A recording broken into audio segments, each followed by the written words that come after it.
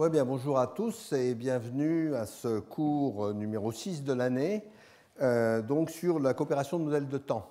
Alors bonjour aux internautes que j'ai oublié la dernière fois, et je voulais vous dire deux bonnes nouvelles. La première, qui est vraiment une très bonne nouvelle, c'est que Leslie Lamport vient d'avoir le prix Turing. Leslie Lamport est le créateur de la plupart des protocoles non temporisés, c'est-à-dire c'est celui qui a fait marcher l'asynchrone. Moi, j'explique autre chose, mais lui a fait marcher l'asynchrone, la plupart des protocoles, mais il marche beaucoup avec des timestamps, ce qui fait que le temps n'est pas complètement ignoré là-dedans. Et donc, c'est une très grande nouvelle. Quand on a appris ça, il y a beaucoup de gens qui pensaient qu'il l'avait déjà eu depuis longtemps. Il est aussi accessoirement l'auteur de la tech, c'est très accessoire, mais ça a été un énorme service rendu à la communauté, comme Knus avait été l'auteur de tech. La deuxième bonne nouvelle, plus mineure, c'est que les cours de Sophia Antipolis sont maintenant en ligne, après quelques vicissitudes réglées maintenant, sauf un, qui va être en ligne bientôt, parce qu'il n'était pas dans le bon format, et donc vous pouvez les retrouver au milieu des autres cours normaux. Alors aujourd'hui, je vais parler de coopération de modèles de temps, et ensuite Carl-Johan Åström de l'Université de Lund va nous parler de modélisation de systèmes physiques et de modélisation informatique, et donc je lui passerai la parole au bout d'une heure. Alors, coopération de modèles de temps, c'est un sujet qui n'est pas précis à l'heure actuelle, c'est un sujet qu'on ne sait pas très bien cerner, parce qu'il est d'activité assez récente, mais il va être de plus en plus important. En particulier, j'ai fait un cours la dernière fois sur la synchronisation d'horloges. Il faut savoir qu'aux États-Unis se préparent des grands programmes là-dessus. Pourquoi?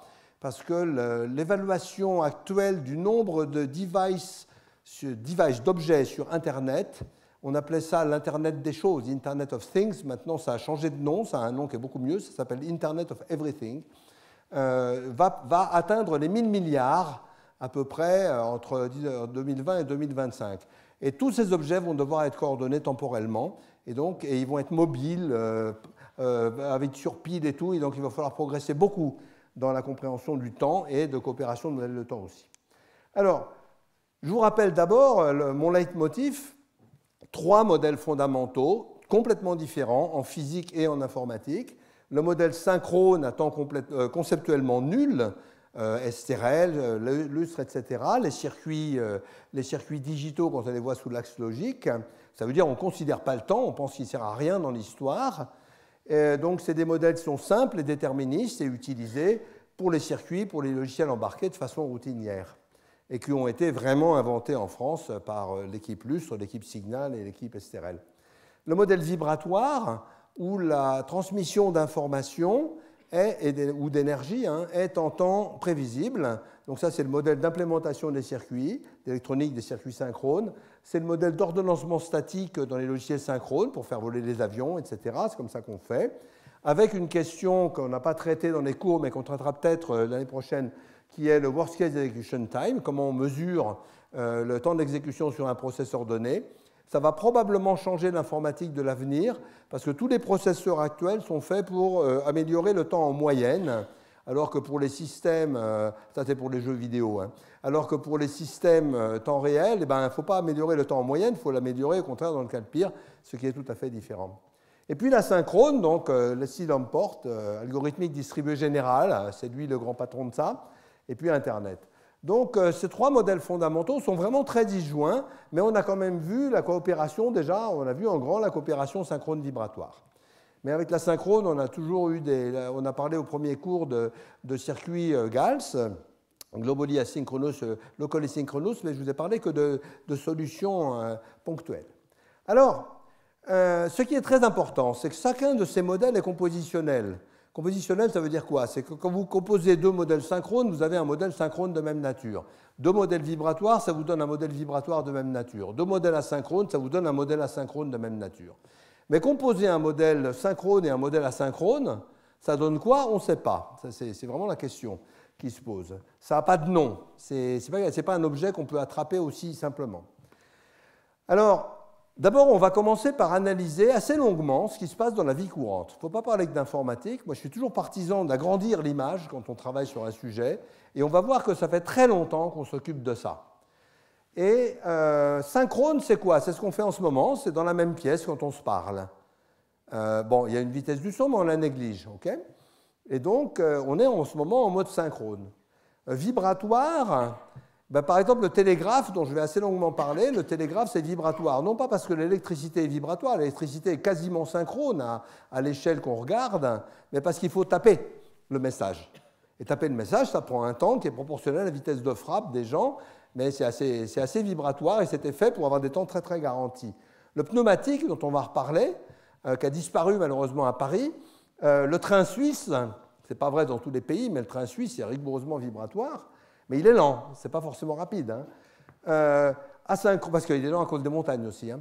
Et l'asynchrone, ben, c'est le courrier, c'est Internet, c'est là où on ne vous donne pas de garantie. Alors, c'est peut-être pas complètement asynchrone, le courrier, c'est pas totalement asynchrone, mais ça peut se perdre. C'est pas marqué que ça ne doit pas se perdre. Hein. Et puis, Internet, c'est pareil, les paquets se perdent et c'est la vie.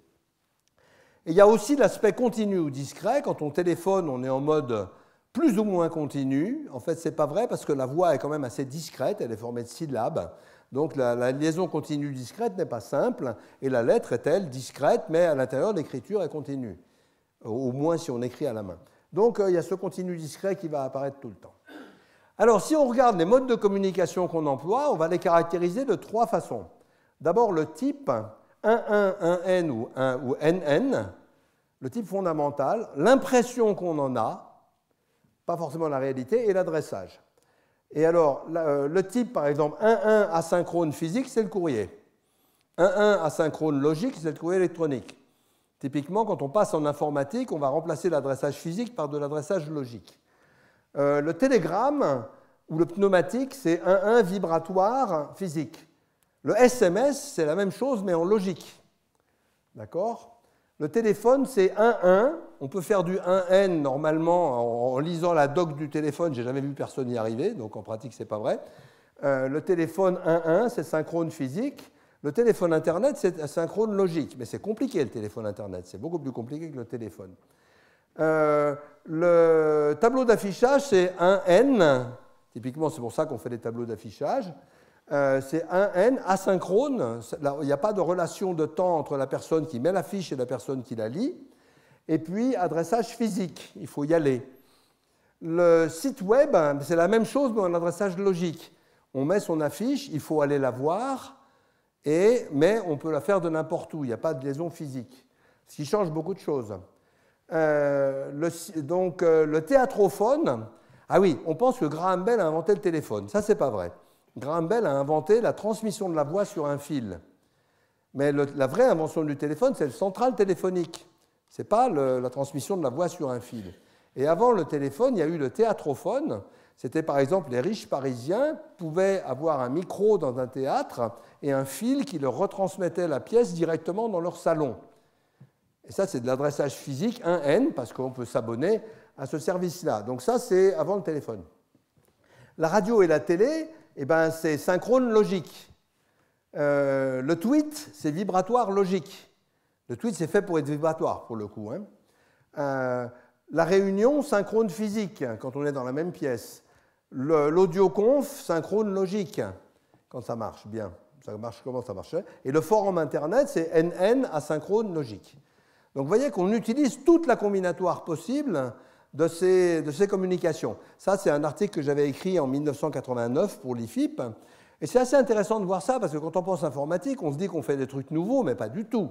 Ça fait très longtemps qu'on fait des tableaux d'affichage et tout ça.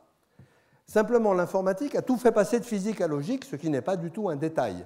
Je vous rappelle, avec le téléphone, quand j'appelais quelqu'un, la seule chose que je savais, c'est qu'il n'était pas chez lui. Et quand j'appelle quelqu'un avec le téléphone portable, la première chose que je lui demande, c'est « Où es-tu » Donc ça met les choses complètement à l'envers. Donc ce n'est pas un apport négligeable. Et on a des outils de simulation qui nous permettent d'implémenter un mode de communication avec les autres. Et ceux-là sont très intéressants. Par exemple, pour simuler un courriel avec du courrier, on va faire de la réexpédition. On va dire l'adressage physique, c'est arrivé dans ma poste, mais je dis à ma poste que je suis ailleurs sans que la personne qui a écrit le sache. C'est moyennement efficace, mais ça fonctionne. Le tableau d'affichage, on fait du mass mailing, du spam. Le courrier en masse, ça simule un tableau d'affichage pour assez cher. Le tableau d'affichage, ça se simule aussi avec un téléphone, avec le répondeur téléphonique. Quand vous appelez un magasin pour avoir ses heures d'ouverture, vous lisez une affiche, fondamentalement. Le courriel, c'est la même chose, mais avec un appel à distance. Donc la personne va laisser un message et vous allez appeler votre téléphone. Donc c'est asynchrone. Avec deux appels synchrones, se transforme en une communication asynchrone. Le téléphone avec la radio, ça c'est très ancien, c'est le talkie-walkie, le walkie-talkie, ça s'appelle en Amérique, et le talkie-walkie en France, je n'ai jamais compris pourquoi. Et donc, par exemple, quand vous faites du bateau, vous appelez à la VHF, et à la VHF, il y a l'intégralité des gens dans la région qui entendent ce que vous dites, mais c'est pour donner un coup de téléphone à quelqu'un. Le site web, c'est France Info. C'est répéter sans arrêt les mêmes informations. C'est comme si c'était un tableau d'affichage, un adressage logique. Le forum, être dans une même pièce, c'est discuter à plein, c'est la CB des taxis. Les taxis qui s'envoient, il y a un embouteillage là, etc. C'est ça. Et la radio avec de l'asynchrone, c'est le streaming Internet. Et le streaming Internet, ça va changer beaucoup parce que, justement, pour l'instant, le timestamping n'est pas correct, il n'y a pas beaucoup de garanties, on peut faire mieux que ça. Donc, vous voyez, on a depuis très longtemps pris l'habitude de simuler quelque chose avec autre chose, mais il n'y a pas de théorie générale de tout ça. C'est que des objets qui ont été construits un par un, ad hoc, qui sont tous très utiles, tous commerciaux, et vous pouvez vous passer d'aucun. Mais ça ne veut pas dire que derrière, il y a une vision unifiée. Et c'est ça qu'on va essayer d'améliorer aujourd'hui, un peu. Alors voilà. Un point important, c'est qu'on peut très facilement simuler l'asynchrone par le synchrone ou le vibratoire. On peut dégrader. L'asynchrone est plus dégradé que le synchrone. Facile de dégrader, mais l'autre sens est beaucoup plus compliqué. Et en fait, on ne peut pas vraiment le faire avec sûreté à l'heure actuelle sur Internet. Alors, l'apport de l'informatique, c'est quoi? C'est l'adressage logique, j'en ai parlé. C'est le fait que ça va beaucoup plus vite par rapport au courriel. Le courriel, c'est quand même beaucoup plus rapide. C'est la possibilité de simuler un peu le vibratoire. Et puis, pourquoi, avec le best effort et puis des réseaux un peu rapides, on arrive à faire du streaming. Mais c'est très difficile. Skype, par exemple, Skype, c'est quelque chose qui ne marche pas super bien, et Skype le sait et vous demande de juger la communication. France Télécom ne vous demande pas de juger la communication, parce qu'il n'y a pas vraiment besoin. Et pourquoi ce qui est dur, c'est de mesurer la performance du réseau et de prévoir le réseau. Ça, c'est difficile. Bien. Alors, le problème, c'est qu'en informatique, il y a beaucoup de gens qui ont essayé d'outrepasser les choses évidentes, et par exemple de faire du contrôle de voiture avec des réseaux asynchrones, et ça, c'est véritablement impossible, et ça fait de gros ennuis, donc maintenant, on commence à mettre des réseaux synchrones dans les voitures. Alors, je voudrais vous parler du télégraphe. Pourquoi? Parce que le télégraphe est un apport absolument fantastique, et beaucoup plus peut-être qu'Internet encore. Bon, il va aller moins loin, mais il a beaucoup plus révolutionné le monde qu'Internet. Vous allez voir pourquoi. Donc, il est d'abord devenu mécanique. La station Télégraphe à Paris, la station de métro, c'est le premier télégraphe chape avec des bras qui bougent. Et Paris-Lille a été fait en 1794. Encore une fois, sur ce sujet, c'est en France qu'a été créée la naissance de la chose. Wheatstone a fait un télégraphe compliqué électrique en Angleterre, qui a rapidement été supplanté en 1943 par le télégraphe Morse, avec le code Morse, qui était beaucoup plus simple. Et pourquoi? Parce qu'il se passe dans le temps. L'autre se passait beaucoup plus dans l'espace avec des roues. Là, c'est dans le temps. Et puis c'est introduit le pneumatique. Alors, l'histoire n'est pas très connue, mais je l'aime beaucoup. C'est que le téléphone est vibratoire jusqu'à un certain point. Donc, quand on transmet un message, il arrive à l'autre bout. Mais l'autre bout, ce n'est pas le destinataire, parce qu'il s'est créé des dizaines et des dizaines de compagnies de télégraphes qui avaient chacune leur bureau. Et le problème, c'est qu'il fallait passer d'une compagnie à une autre. Au début, il y avait des coursiers qui portaient les télégrammes, ce n'était pas assez rapide, et c'est pour ça qu'on a fabriqué des pneumatiques, qui étaient le seul système capable de transporter assez d'informations, parce que la croissance du télégraphe a été encore plus rapide que celle de l'Internet. Alors, pourquoi c'était très important? Parce que c'était un changement, non pas d'ordre de grandeur, mais même de nature du temps. Il faut quand même savoir que, par exemple, si on prend Angleterre-Inde ou Portugal-Macao, quand les Portugais voulaient avoir des nouvelles de Macao, il fallait qu'ils passent par Goa, parce que c'était beaucoup plus près. Donc l'aller-retour, ça prenait entre 6 mois et 1 an pour avoir des nouvelles. Quand on envoyait des instructions à Macao, ou même Napoléon, quand il envoyait ses armées aux batailles, il apprenait le résultat 1 mois après, éventuellement. Donc le télégraphe s'est passé de mois à rien, à minutes ou secondes. Et donc ça a complètement modifié la carte du monde. Les progrès ont été extraordinairement rapides. Il faut savoir que télégraphiste, c'était un des métiers majeurs, un des métiers qui demandait beaucoup de compétences, un des métiers extrêmement bien payés. et qu'une très forte proportion de la population... Il y avait un manque de télégraphistes absolument fondamental. Et il y a eu énormément de nouvelles applications. Alors évidemment, en information, les journaux ont totalement changé de style. Le commerce a totalement changé. Le commerce électronique est arrivé avec le télégraphe, électrique si on veut. La politique, puisque les pays pouvaient se parler, s'envoyer des choses, etc. Les histoires de cœur, qui ont rapidement été dominantes, comme ailleurs. Et voilà. Alors, ça a été qualifié de deuxième invention fondamentale après la roue, à l'époque. Alors, il y a un bouquin fantastique qu'il faut vraiment lire qui s'appelle The Victorian Internet de Tom Standage. Vous trouvez ça facilement, et c'est un bouquin absolument merveilleux sur cette histoire-là. Et puis, évidemment, il y a eu toutes les bêtises qu'on peut retrouver maintenant sur Internet, c'est-à-dire des grands discours idéalistes comme quoi il n'y aurait plus de guerre parce que les gens se parleraient, que la démocratie allait gagner le monde, et puis voilà. Et puis les très belles tricheries, j'adore celle-là, où il y avait les courses à New York, les courses de chevaux, et les résultats arrivaient à San Francisco par le Pony Express. Pony Express, vibratoire, 8 jours garantis, Schrouf. Bon, les gens qui avaient le télégraphe, évidemment, ils les avaient 8 jours avant, et on pouvait parier à San Francisco jusqu'à l'arrivée du Pony Express. Donc, vous voyez, toutes les histoires qu'on entend maintenant ne sont pas nouvelles. En 1850, ils avaient ça très bien. Il s'est créé des millions de lignes de télégraphe, des millions de kilomètres de lignes de télégraphe en un rien de temps. Et Karl m'a dit tout à l'heure que Nyquist et Shannon avaient créé la théorie de l'information en essayant de comprendre comment faire pour améliorer la transmission des signaux de télégraphe dans les câbles sous-marins. Parce que dans les câbles sous-marins, il y a une telle déformation du signal qu'il fallait contrer cette déformation avant et faire une communication adaptée au médium. Donc l'informatique est née en partie de ça. Bien. Alors petit retour de l'histoire quand même, que je tiens à préciser. La France a fait comme d'habitude, elle a d'abord été en avance puis en retard, c'est-à-dire le télégraphe a été inventé en France et ensuite le télégraphe morse a été interdit soigneusement. C'est un peu ce qui nous est arrivé avec le Minitel, le premier grand réseau mondial, et après il y a eu de grandes forces pour faire ralentir ou interdire Internet en France parce que le Minitel c'était beaucoup mieux. Bon, ça s'est calmé.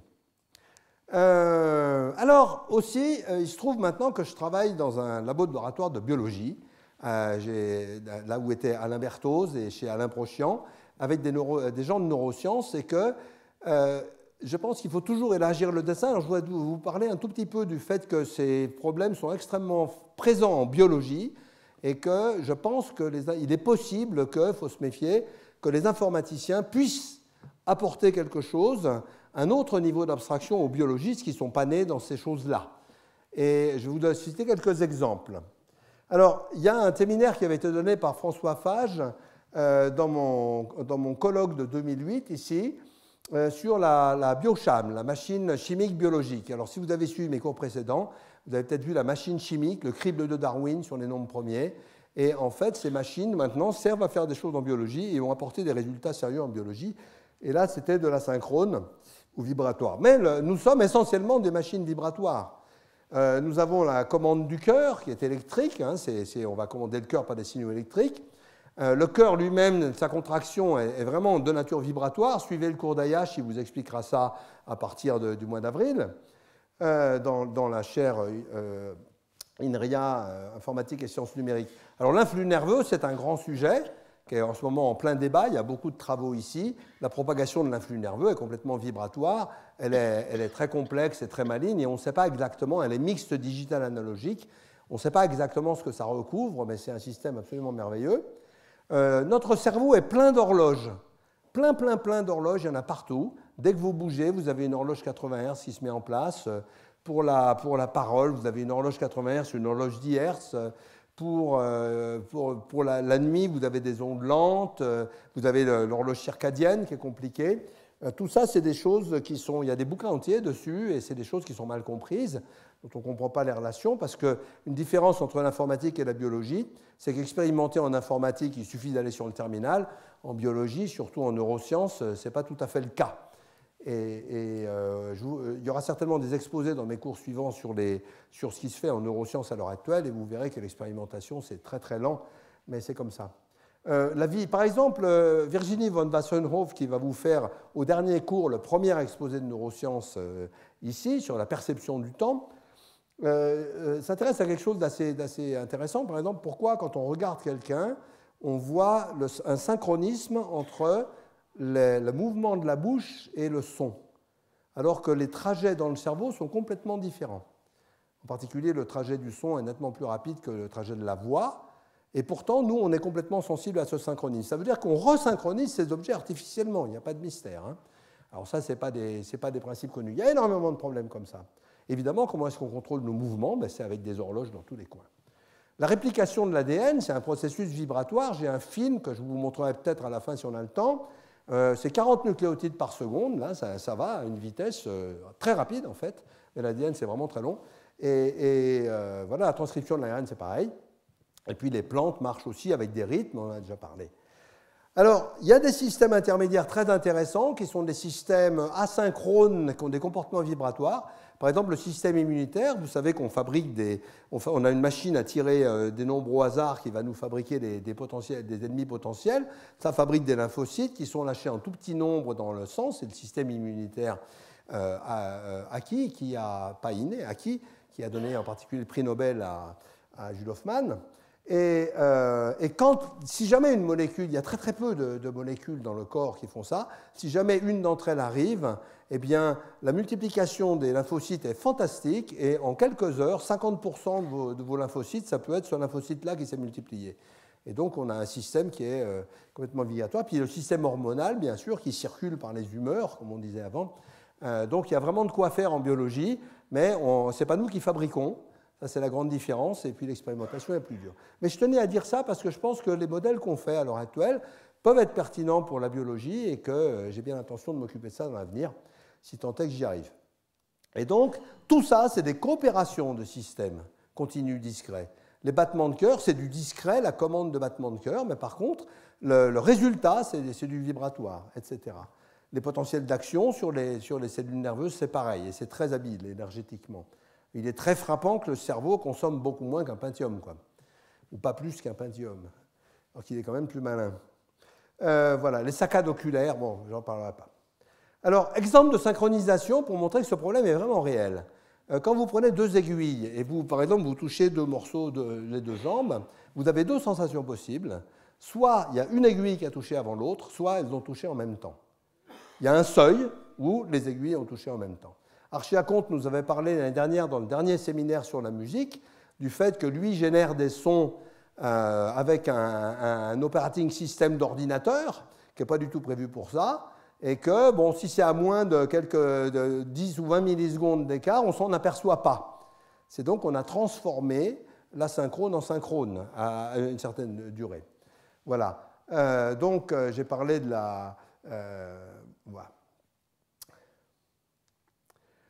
Alors en informatique, qu'est-ce qui se passe? En informatique, le temps a toujours été le parent pauvre, je l'ai déjà dit, ça commence à être beaucoup moins vrai. Et donc il y a beaucoup de travaux locaux qui apportent des morceaux. Par exemple, l'implémentation des langages synchrones dont on a parlé ici, on va implémenter les langages synchrones comme STRL sur des circuits ou SCADE, lustre, signal, sur des logiciels mais qui ont un comportement assez prédictible.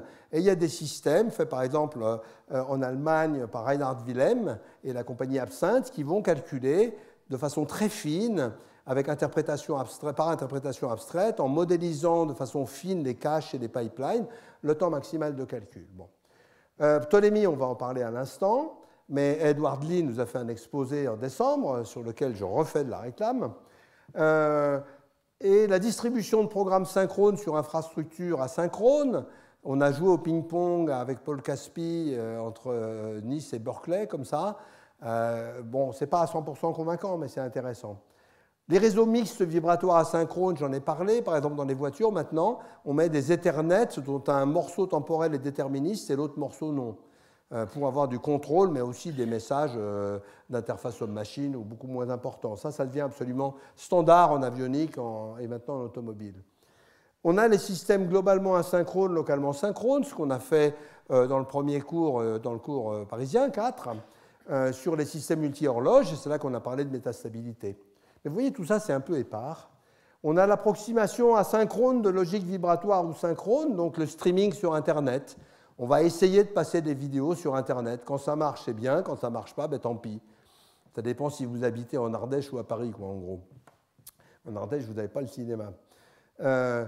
Lamport, j'ai écrit cette slide avant de savoir qu'il avait le prix Turing, donc il a travaillé énormément sur le timestamping des algorithmes distribués asynchrones pour justement contrôler l'asynchronisme et permettre de remettre une forme de déterminisme quand on veut à l'intérieur de l'asynchronisme.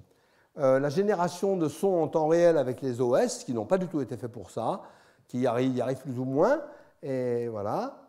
L'automatique tolérante au temps, le séminaire la dernière fois d'Albert Benveniste. La simulation de phénomènes physiques, dont on va parler dans 2 séminaires, celui de Karl-Johan Åström tout à l'heure et celui de Marc Pouzet la semaine prochaine. Donc tout ça, c'est bien, mais voilà, bon, c'est quand même pas unifié. Et puis, il y a les pragmatiques. Alors, les pragmatiques créent le monde, hein, donc ils sont très importants, mais des fois, quand les problèmes sont durs, ça se paye cher après. Donc, ce qui a été beaucoup fait dans le domaine, c'est d'implémenter quelque chose, et puis après d'essayer de le normaliser, puis après d'essayer de trouver quel sens ça pouvait bien avoir. Et ça, c'est très dangereux. Donc, exemple, on a un langage parallèle, et puis comme on n'a pas à l'époque, le parallélisme n'existait pas trop, on va faire un mécanisme de compilation vers des langages séquentiels qui est plus ou moins ad hoc.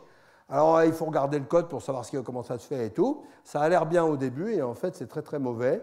Les exemples, c'est les langages d'automates programmables, sous la norme I3E. IEC, c'est pas I3E, c'est IEC, je me suis trompé. IEC, je corrigerai, 1131, qui sont des langages où, pour comprendre ce qui se passe, on a des tas de choses cachées. Par exemple, on a des tas de planches, et pour comprendre dans quel ordre c'est exécuté, il faut regarder soigneusement les numéros des planches, parce que si on change 2 planches d'ordre, ça change complètement le sens du programme.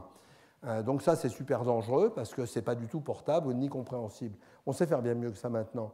Stateflow, qui a aussi, j'en avais parlé l'année dernière, dans le premier cours, l'ordre d'exécution dépend du placement géographique. Donc si vous bougez un truc de 3 pixels, ça change complètement le sens du programme. Et donc ça, c'est extrêmement dangereux. Donc ça s'est fait beaucoup. Et puis ça fait que quand on compose, ça ne se passe pas bien, qu'on ne sait pas faire de vérification formelle, ce qui commence à être extrêmement gênant, etc.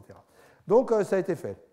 Et puis, il y a une question tout à fait fondamentale qui est souvent mal résolue, mais qui est centrale, et dont Edward Lee a beaucoup parlé, qui est celle du déterminisme. Quand on veut contrôler des appareils physiques, eh bien, très souvent, on veut les contrôler de façon déterministe. C'est-à-dire que votre voiture, vous ne voulez pas qu'elle s'amuse à tirer au sort si elle va à droite ou à gauche, ou si elle freine ou si elle ne freine pas. Donc, vous voulez avoir au moins un très bon contrôle. Des fois, on peut décider que ce n'est pas très important, mais que ce soit vous qui décidiez et pas l'implémenteur. Et donc ça, c'est difficile. Donc dans quelle mesure est-ce que c'est une contrainte de l'application? Est-ce que votre formalisme le respecte par construction ou pas? Vous avez des formalistes qui vous disent, par exemple C n'est pas déterministe, contrairement à ce que pensent les gens. L'ordre des appels, l'ordre de calcul des paramètres dans un appel de fonction n'est pas défini, ce qui fait qu'un programme, l'exécution d'un programme, très facile à écrire, dépend du compilateur. Et vous ne savez pas ce qu'il fait en plus. Voilà. Donc, moi, personnellement, je pense que le déterminisme est complètement important et que dans une voiture, c'est absolument central de savoir si les actions dont on veut qu'elles soient déterministes le sont. Alors, elles ne sont pas forcément toutes, hein. La radio, c'est moins important que les freins. Alors, ce que je vais vous montrer maintenant, et un peu la fois prochaine aussi, parce que je n'aurai pas le temps de tout vous montrer aujourd'hui, c'est la seule grande tentative d'unification actuelle, qui est Ptolémée 2 de Edward Lee à l'université de Berkeley. Alors, pourquoi l'université de Berkeley? C'est très important parce que d'abord, elle a inventé beaucoup de choses, mais aussi parce que c'est un laboratoire qui s'appelle Electrical Engineering and Computer Science. Et ça, c'est vraiment très important parce qu'il y a des gens du hardware et des gens du software. Alors, Ptolémée, vous avez un bouquin que vous pouvez acheter qui est très très bien, extrêmement pédagogique, et vous avez le même gratuit sur le web en PDF. Et tous les exemples fonctionnent. C'est-à-dire vous cliquez sur l'exemple et l'exemple marche et c'est exactement ce que je vais faire là. J'ai simplement extrait les exemples du bouquin en essayant d'être fidèle. Donc qu'est-ce qui se fait? Ptolémée, modéliser et simuler des systèmes en essayant d'intégrer de façon honnête, correcte, plusieurs modèles de calcul et en ne cachant pas les difficultés qu'il y a derrière. Ça ne veut pas dire que c'est la seule solution. Ça veut dire que c'est une solution intégrée, et à l'heure actuelle, il n'y a que Ptolémée qui fait ça vraiment, mais il y a peut-être d'autres façons de faire ensuite. Il y a une certaine attention à la rigueur sémantique et à l'interface homme-machine qui est vraiment important. Et beaucoup de l'unification vient de l'interface homme-machine, en fait. du feeling qu'on en a, si on veut. Et puis voilà, donc c'est entièrement gratuit, diffusé. Alors voilà le système de modèle de calcul de Ptolémée. Donc vous avez la notion, c'est une espèce de graphe d'héritage. Vous avez en haut la notion de modèle de calcul, et puis après vous avez 3 sous-catégories, fonctionnelles, bon ça on ne va pas en parler là, séquentielles, c'est-à-dire les modèles classiques, en gros on calcule avec un seul doigt, et parallèles, ou en concurrence, ça s'appelle en anglais, hein, parallèle. Voilà. Alors on va parler d'un certain nombre de ces modèles. Là-dedans vous avez des modèles avec temps ou sans temps. Donc ceux qui ont avec le temps, ben, vous avez toute cette catégorie, et ceux qui sont sans temps, en fait, on va pouvoir leur remettre un temps éventuellement après. Ça veut dire que le temps n'est pas fondamental chez eux, mais qu'ils ne sont pas forcément antagonistes au temps. Alors, on va regarder d'abord les modèles Dataflow, qui s'appellent Synchronous Dataflow. Alors, c'est un mauvais nom, il a été donné il y a fort longtemps, il ne va pas s'appeler comme ça, il devrait s'appeler Balanced Dataflow, flot de données équilibré. Et puis ensuite, on va parler de réactif synchrone, c'est-à-dire le modèle qui est le même que STRL Lustre, mais la façon dont il est fait est intéressante. On va parler de machines d'état, donc d'automates. Alors en Ptolémée, ce n'est pas la même chose. Les machines d'état et le modèle synchrone, moi je pense que ça pourrait et ça devrait être la même chose un jour, mais historiquement, Ptolémée ne le fait pas comme ça, et pour des raisons qui sont tout à fait raisonnables aussi. On va parler d'événements discrets, où là le temps va vraiment rentrer en ligne de compte très fort. Et puis on va parler un peu de temps continu, mais pas tellement, parce qu'après on va en parler beaucoup plus. Donc ça fait beaucoup de boulot. Alors voilà l'idée. Un modèle Ptolémée, c'est un bloc diagramme, un diagramme de blocs, dans lequel vous avez des objets reliés par des flèches. Donc les flèches, c'est des transferts d'informations, et les objets, c'est un peu ce que vous voulez. Et vous avez quelque chose de très important dedans, c'est la notion de directeur. Alors la notion de directeur, ça définit la notion de temps dans le modèle global. Par exemple, ici, vous avez un discrete events. Qu'est-ce que c'est des discrete events? C'est des événements discrets avec un timestamp, une date. Donc, c'est des événements avec une date. Typiquement, ça a été introduit dans les modèles de file d'attente. Je suis rentré à telle date dans la file d'attente, je suis rentré dans le magasin à telle date, j'ai acheté ma baguette à telle date, je suis ressorti à telle date. C'est ça qu'on essaye de modéliser. Mais le temps est aussi fin qu'on veut, c'est-à-dire il est continu. Ça va être conceptuellement un nombre réel en maths ou un nombre flottant double précision en informatique, ce qui est loin d'être la même chose. Donc on a, alors là on va voir que chacun des modèles précédents a son directeur qui fonctionne différemment.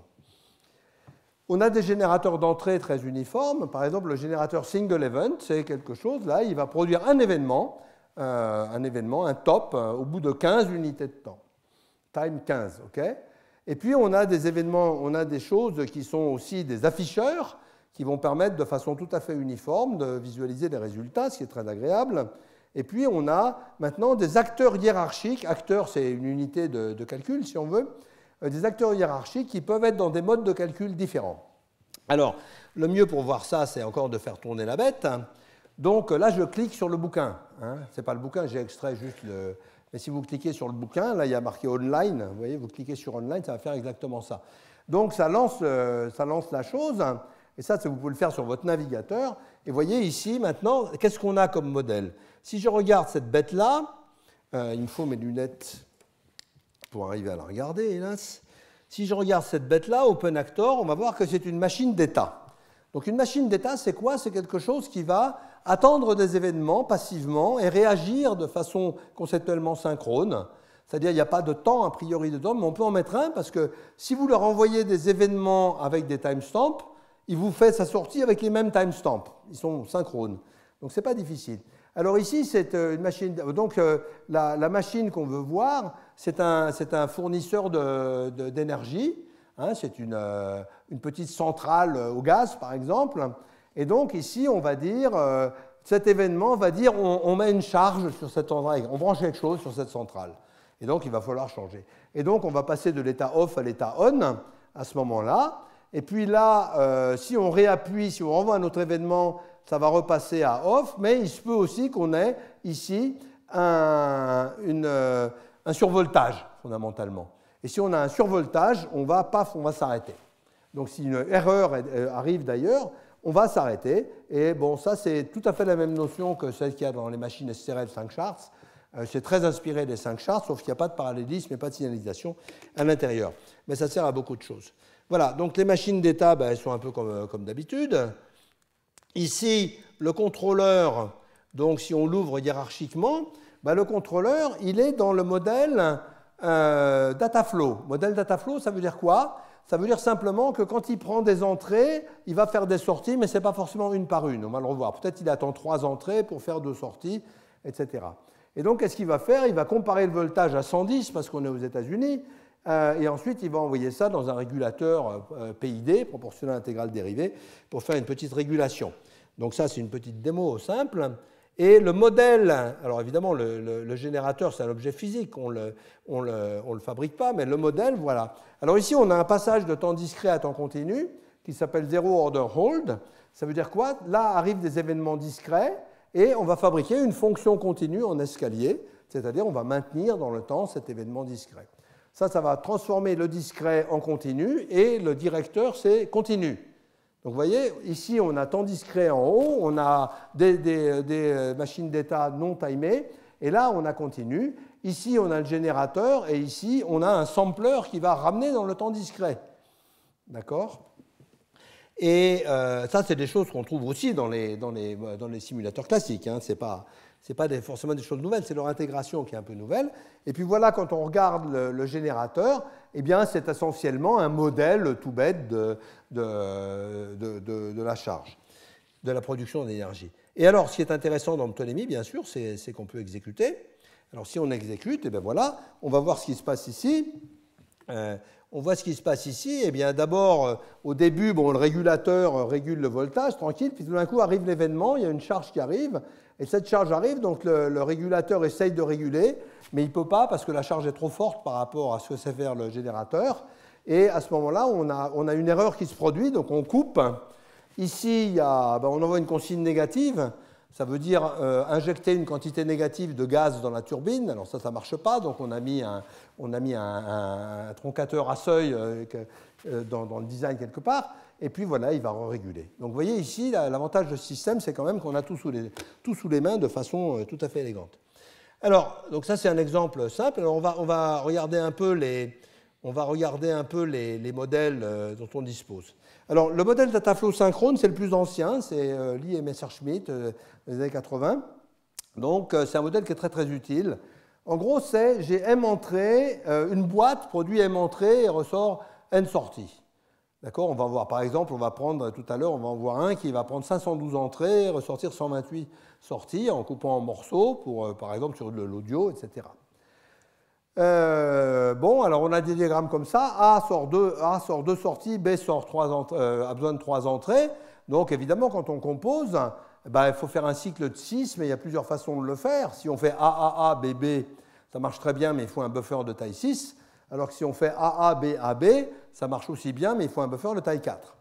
D'accord? Donc la question, c'est quand on fabrique un réseau, on a une équation d'équilibre sur chaque nœud. L'équation d'équilibre, c'est le nombre de fois qu'on déclenche A multiplié par N égale P, le nombre de fois qu'on déclenche B multiplié par... Non, P, pardon, là, les besoins de B multipliés par le nombre de fois qu'on le déclenche. Voilà, alors si on prend ce réseau-là, par exemple, on voit que A produit 2 là et 1 là, mais B produit 2 là et 1 là, donc ça va être très très simple. On fait A, B, C, C, et puis hop, on a fini, on a fait un tour. Là, on ne peut pas. Si on change ce 2 en 1, il n'y a pas de solution, il n'y a plus de solution à buffer fixe, mais il peut y avoir des solutions dynamiques. Donc ça, c'est l'autre modèle, le modèle dynamique. Alors, bon, le résultat principal du domaine, c'est Messerschmitt et Lee, procédure pour décider s'il y a un ordonnancement statique optimal, essentiellement. Bien. Si on n'en a pas, on peut quand même faire du dynamique. Alors ça pose un problème quand on veut mélanger à d'autres modèles de temps. Dans ce modèle-là, il y a une solution simple, elle n'est pas parfaite, mais elle est correcte, elle est claire. C'est de dire que quand une machine d'état, ça fait une transition, et là, on va faire un cycle complet. C'est-à-dire mettre ça dans un modèle de temps, c'est-à-dire au temps où on déclenche, ça fait un cycle complet et ça met les sorties au temps du déclenchement. Pourquoi pas? Par contre, quand c'est dynamique, alors là, on ne sait plus. Voilà. Donc, ils n'ont pas de temps propre, mais on peut les intégrer plus ou moins facilement, mais c'est comme ça, c'est la vie. Au moins, c'est analysé correctement. Alors, un exemple d'application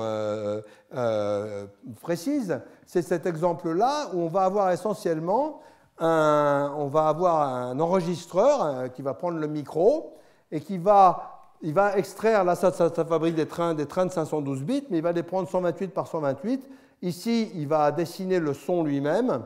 Et ici, il va faire une analyse spectrale, une petite FFT. Et puis, il va dessiner le spectre.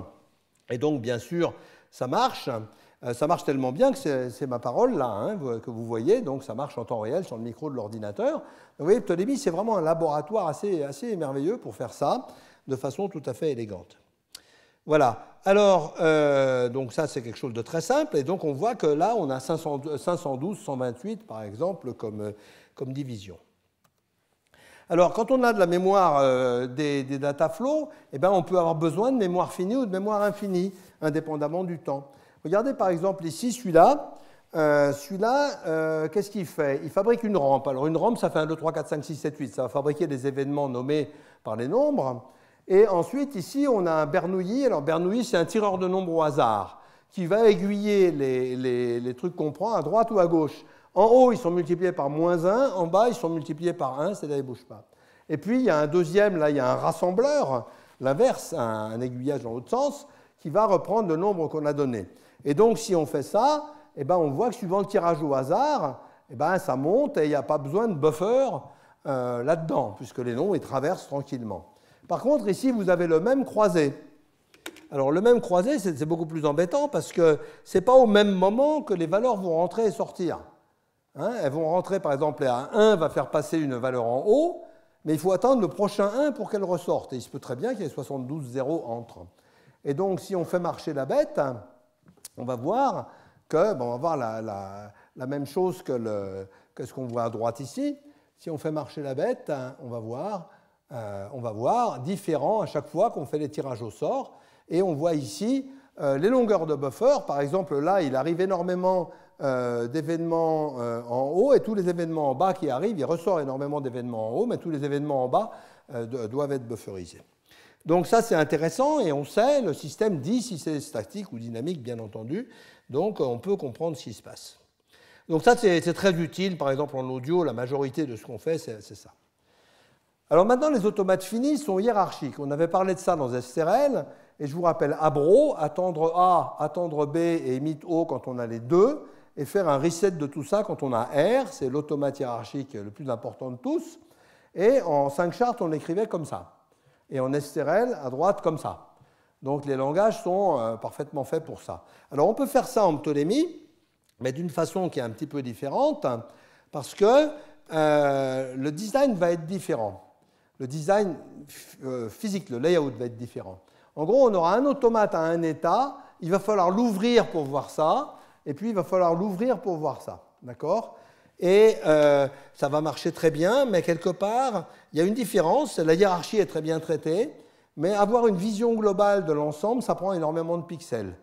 Donc là, ce sont des choix de design des systèmes qui ne sont pas évidents. Pour SRL, on a préféré voir beaucoup de choses sur l'écran. Pour Ptolémée, ils ont préféré la navigation dans la hiérarchie. Il n'y a pas de choix déterminant, mais ici, vous voyez la hiérarchie quand même. Donc on va fabriquer les entrées, on a ici notre modèle, on va l'ouvrir, on va avoir ce truc-là, on va l'ouvrir. Où est-ce qu'il est? Look inside, c'est là. Et puis le wait AB, on va l'ouvrir. Et puis on en a deux, etc. Donc on échange une hiérarchie complètement systématique indépendante des modèles de temps contre l'opinion qu'on a en SRL, c'est qu'il faut voir énormément de choses, mais dans ce cas-là, la hiérarchie de modèles de temps, nous, on ne sait pas juste pas la faire. Ou un peu. Donc, il n'y a pas de méthode magique. Hein. Ce sont des choix. Mais la cohérence de ces choix est vraiment sérieuse. Donc, c'est très inspiré des 5 charts. Et puis, ça va faire des transitions synchrones sur les événements. Il n'y a pas de temps dans les automates, ce qui fait qu'ils peuvent être mis dans n'importe quel modèle de temps super facilement. Alors, autre modèle vraiment intéressant, c'est le modèle synchrone réactif. Donc, ça, c'est le modèle qui est directement inspiré de Lustre et SRL, en fait, de Lustre, parce qu'il n'y a pas d'automate dedans. Si on mélangeait les deux, ce serait SRL dans sa généralité, et je pense que c'est quelque chose qui serait bien de faire. Alors ce qui est très intéressant, c'est que ça utilise vraiment la sémantique constructive en plein, celle que j'ai enseignée, mais pas tout à fait de la même façon au niveau implémentation. Je pense qu'on pourrait peut-être éventuellement faire mieux aussi. Et puis ça peut accueillir des sous-modèles. Alors ici, par exemple, voici quelque chose dont on va parler la prochaine fois. La prochaine fois, je vous montrerai le rapport entre l'électricité et la logique intuitionniste. Et quelque chose dont j'avais déjà parlé, qui est l'arbitre de Simon, et donc qui est un circuit combinatoire cyclique qui va faire un arbitrage d'une façon extrêmement jolie. Et si vous essayez d'enlever le cycle, ce qu'on va savoir faire automatiquement la prochaine fois, si vous essayez d'enlever le cycle, il devient beaucoup moins beau. Donc on le voit ici, l'arbitre, alors là on a une orientation objet classique aussi. Donc le modèle de base, c'est cet objet qu'on a vu dans plusieurs cours. Donc c'est le modèle où on a des requêtes. Et puis on a un état qui me dit si c'est moi qui ai le token en premier, et si c'est moi qui réponds le premier à la requête, et sinon j'attends que le précédent me dise tu peux y aller, il n'y a personne qui a pris le jeton jusqu'à toi. Et donc ça, quand on compose tout ça, ça fait un circuit magnifiquement cyclique, mais quand on l'exécute, eh bien ça marche très bien, et on voit ici, en ayant toutes les requêtes partout, qu'il sait exécuter ça exactement selon le principe qu'on va développer, non pas la prochaine fois et le début de la fois d'après, quand on montrera comment c'est fait en utilisant la logique à 3 valeurs, la logique de Scott à 3 valeurs. Et que c'est une façon de le faire, mais que je pense est moins puissante que ce qu'on peut faire de mieux. Donc ici, ça fonctionne très bien. Alors il y a une erreur dans le bouquin, il y en a très peu, mais il y en a une. C'est dans le bouquin, il dit qu'il fait une interprétation dans Ptolémée et qu'Estérel ne sait pas faire ça, et ce n'est pas du tout vrai, Estérel sait faire ça depuis le premier jour, exactement pareil que Ptolémée, l'erreur va être corrigée, c'est juste une erreur, ce n'est pas bien grave. Alors maintenant, le modèle événement discret. Alors le modèle événement discret est aussi d'un très grand usage dès qu'on simule des objets compliqués. Donc ça, je pense que Karl et Marc vous en parleront beaucoup plus. Alors ce modèle à événement discret, il va utiliser la notion de temps primaire de Ptolémée, il est vraiment temps d'en parler, qui est le temps superdense. Vous verrez qu'il y a des alternatives, comme le temps en analyse non standard que vous présentera Pouzet, mais l'idée quand même est quelque part la même. Il y a aussi des alternatives que je souhaite développer, qui sont non pas des temps linéaires dans la verticale, mais des temps branchus dans la verticale, où c'est des preuves de logique et non pas des successions d'événements. Qu'est-ce que c'est? L'horizontal, c'est le temps réel, et le vertical, c'est ce qui se passe en temps zéro de temps en temps. Par exemple, j'avais montré dans la leçon inaugurale, quand on a un choc de boules, vous avez 2 boules dont une est appuyée sur le mur, vous tapez dedans, et la première revient, la deuxième boule n'a pas bougé, le mur non plus, que s'est-il passé? Donc c'est ça, il peut se passer plusieurs choses en temps zéro dans la verticale qui sont reliées causalement. Et là, elles vont être numérotées par des instants entiers, et dans la solution arborescente que j'essaye de promouvoir, mais elle n'est pas du tout aussi aboutie pour l'instant, c'est numéroté par des nœuds de preuves dans une logique, et ça, on le verra la prochaine fois. Alors, qu'est-ce que c'est? Un timestamp, c'est donc la paire d'un réel ou d'un double et d'un entier. Donc le T, c'est le vrai temps, en violet, et N, c'est un index pour les événements qui sont au temps T. Et on peut dire que 2 événements sont fortement synchrones si les 2 sont égaux, faiblement synchrones si seulement la partie temporelle, ils sont simultanés, mais ils ne sont pas en même temps. D'accord? En même temps, fin. Alors, le scheduling qui est derrière, il est très simple, mais pas si simple que ça, parce que le problème n'est pas simple. La première chose, c'est l'ordre des timestamps, c'est-à-dire que le système, comme tout système à événements discrets, va avoir une liste des choses à faire à un temps donné et va traiter ça dans l'ordre des timestamps. Donc on va dire tel événement doit se produire, on va poster des événements pour le futur essentiellement, et le système va traiter dans l'ordre des timestamps. Mais il se peut qu'il y ait beaucoup d'événements qui aient le même timestamp, dans ce cas-là, on va regarder le tri topologique des nœuds qui utilisent ces timestamps. Et puis il se peut que ça ne suffise pas, on va mettre des priorités, ce qui n'est pas forcément fréquent, mais peut être utile. Donc c'est là que ça devient, quand on met des priorités, ça devient pas très satisfaisant, mais en général, c'est qu'on ne sait pas faire mieux. Alors voilà la justification que donne Edwardi, je pense qu'elle est très très bien. Ça, c'est le pendule de Newton, Newton's Cradle en anglais. Et vous voyez, tout le monde a joué à ça quand il était petit ou grand. Ce qui se passe, c'est un truc très très curieux, c'est que la quantité de mouvement est préservée, ce que dit la physique. Mais comment ça se fait? Comment elle passe d'un bout à l'autre en temps zéro? Ce que dit Ed, c'est que la modélisation de ça, qui est très simple, ce n'est pas la physique, c'est la modélisation de l'élasticité. Il n'y a pas d'élasticité, pardon. C'est de dire que la quantité de mouvement va passer en temps zéro, c'est-à-dire sur la verticale, va faire plus 1 sur la verticale, et va passer de cette boule à cette boule, puis de cette boule à cette boule, puis de cette boule à cette boule, mais dans la verticale, pas dans l'horizontale. Le temps ne bouge pas, et la causalité fait passer à ça. Alors le fait que ce soit linéaire n'est pas trivial. Par exemple, s'il y a 2 boules comme ça, qu'on tape au milieu, les 2 boules vont partir comme ça, et si elles en trouvent 2 autres, c'est pour ça qu'une forme d'arbre est peut-être légèrement plus intéressante, mais on n'a pas encore fait. Voilà. Donc, c'est les micro-steps, les micro-instants verticaux qui vont faire ça. Donc, le temps non standard, qu'on va voir la semaine prochaine, est une alternative plus mathématique, plus mathématique, je ne sais pas. Enfin, c'est une alternative que Marc nous décrira. Alors, ça, typiquement, ça va être utilisé pour faire des modèles de réseau. Donc, ici, vous avez un modèle de serveur. Donc, vous allez fabriquer vos nombres entiers, c'est les objets qui vont entrer dans le réseau. Et puis ici, vous avez un serveur, et donc ils vont rentrer dans une queue du serveur. Et puis, on va les libérer au bout d'un temps. Ça, c'est encore une variable aléatoire avec une autre distribution. Il y a beaucoup de variables aléatoires dans ces systèmes. Et puis, ici, on va voir ici qu'est-ce qui se passe. Donc, on voit ça, c'est servi là, ça, c'est servi là. Puis, de temps en temps, il y a plein de valeurs qui arrivent. Et elles doivent être bufferisées, là. Vous voyez, toutes les valeurs rouges qui arrivent. Et elles vont être servies beaucoup plus tard. Et entre-temps, il y en a qu'un. Et là, ici, on peut visualiser la longueur des queues, du système. Donc, ça, c'est très, très courant dans les choses. Alors, vous pouvez faire le même sans fil. Alors, pour modéliser le sans fil, le mieux, ce n'est pas dessiner de fil. Et donc, ça, c'est simplement de la cosmétique graphique, mais qui est très constante. Vous voyez, j'ai dit delete channel ici, avec ce petit truc-là. Et ici, j'ai delete channel marqué. C'est ce qu'on appelle une liaison par nom. C'est exactement ce qu'on fait dans les circuits électriques quand on dessine la masse. D'accord ? On dit tout ça, ça va à la masse. Voilà. Et alors, je ne résiste pas au plaisir de vous montrer cet extraordinaire dessin trouvé sur le web de l'oiseau qui utilise le Wi-Fi, là, celui-là. L'oiseau sans fil. Alors, on peut faire des serveurs beaucoup plus complexes. Par exemple, cette modélisation-là, que je ne vais pas vous passer parce que je n'ai pas le temps. En gros, c'est un CPU, donc il va recevoir des événements et il va la faire passer plusieurs fois dans ce réseau. D'abord, il va écrire sur ce disque-là. Ça va revenir ici. Puis, il va écrire sur le disque 2. Là, ça va lui dire que c'est bon. Il va envoyer ce bon. Là, ce truc-là va calculer le temps que ça met. En fait, si, je vais vous le faire parce qu'il est quand même très joli. Et c'est pas très long à faire. Donc voilà, et donc on va calculer comme ça, on va pouvoir faire un dessin de l'histogramme et mesurer les performances dynamiques du réseau qui est calculé analytiquement, mais c'est pour montrer le genre de truc que fait Ptolémée, c'est-à-dire que Edward Lee a vraiment, toute l'équipe a vraiment un sens très précis de l'esthétique des résultats et de l'esthétique des entrées qui est, je pense, très important. Et ça participe beaucoup à l'unification des modèles de temps, à condition que les maths derrière ne soient pas pourris. Voilà, alors là j'ai fait quelque chose qu'il ne fallait pas sûrement, mais ce n'est pas grave. Voilà. Alors maintenant, vous pouvez avoir des phénomènes de Zénon.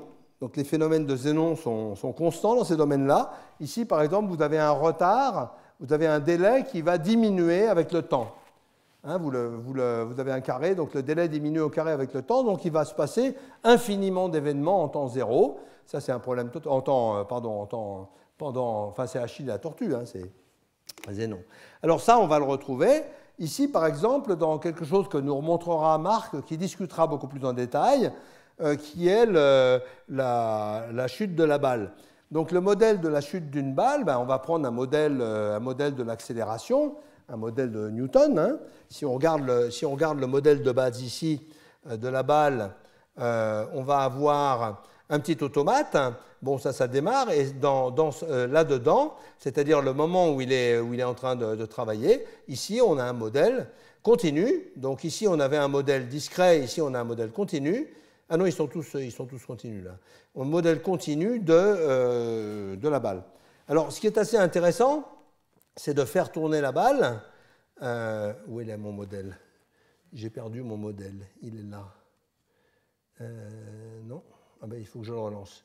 Désolé, je le relance. Quand on lance la balle, on va voir ça fait cette...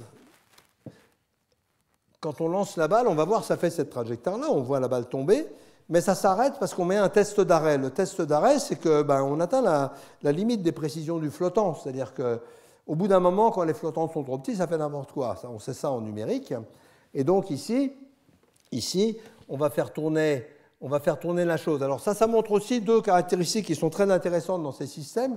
Là, on a mis le temps de simulation sur ce qu'on appelle le wall time, sur le temps de la pendule, sur le temps réel. Hein, donc c'est agréable pour voir ce qui se passe, mais c'est super lent. Donc on va changer ça, et on va aller dans le directeur. Ici, on va ouvrir le directeur. on ne va pas synchroniser sur le temps réel, et à ce moment-là, quand on fait la simulation, vous voyez, là, c'est la simulation à la vitesse de l'ordinateur. Donc, c'est bien pour les démos de la faire en temps réel, mais ça lasse vite. D'accord, mais alors qu'est-ce qui se passe par exemple si, et ça Marc nous en reparlera, si j'ouvre ce modèle et que je supprime, ça c'est le test qui dit, oulala, le flottant commence à dérailler à partir de ce moment-là, on a atteint un seuil où la précision numérique est partie en vrille, donc on va juste enlever cet état-là. On va enlever cet état-là, on va le détruire, hop, et on va relancer notre simulation, et là c'est assez intéressant, la balle traverse le plancher, et tombe potentiellement à l'infini. Là, on a juste arrêté le temps de simulation. Donc, voilà.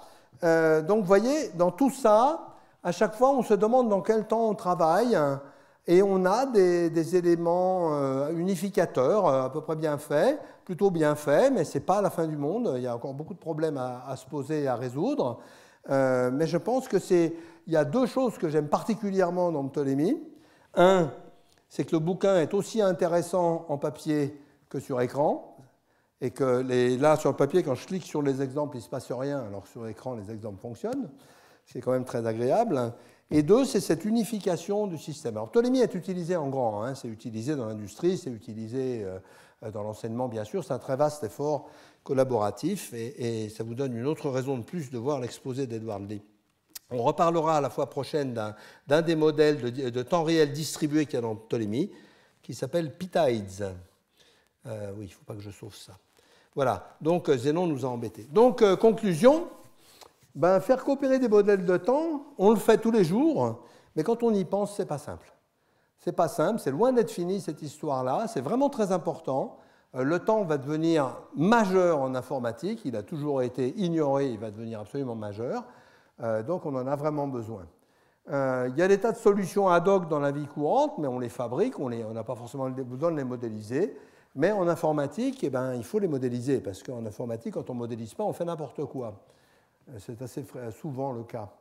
Et donc, il y a des travaux importants, et puis il y a une grande tentative d'unification globale, qui ne sera certainement pas la seule, hein, mais qui est à l'heure actuelle, ça fait longtemps que c'est fait, et c'est fait de façon extrêmement intéressante, qu'est Ptolémée.